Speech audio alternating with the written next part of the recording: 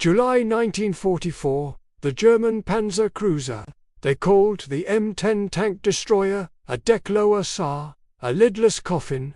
They chuckled at the American bathtub with no roof, teasing its flimsy design like it was a death trap for the crew. They thought a single grenade or a rain of shrapnel would end the joke.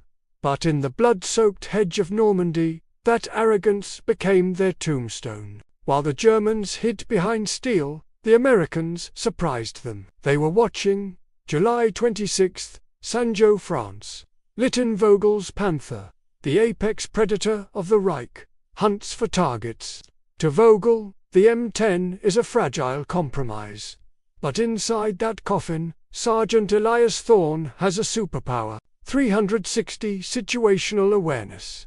He isn't peering through a tiny glass slit in a claustrophobic box.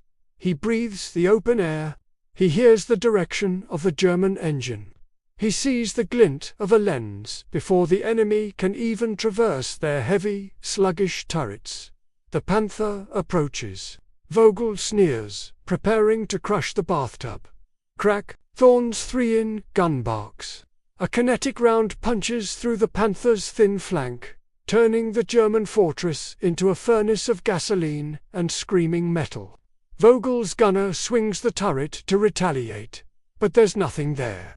The M10 didn't stay to fight. It used the shoot and scoot tactic, killing from cover and vanishing into the green labyrinth of the bocage before the smoke even cleared.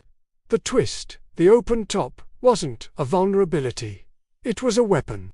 The Germans traded visibility for protection, and it made them blind. Narrator Byron, deeply emotional. The M10 crews knew they were exposed. They knew one mortar shell meant a closed casket funeral, but they chose the wind and the rain so they could protect the infantry behind them. They proved that a hunter with a vision is deadlier than a king who was blind.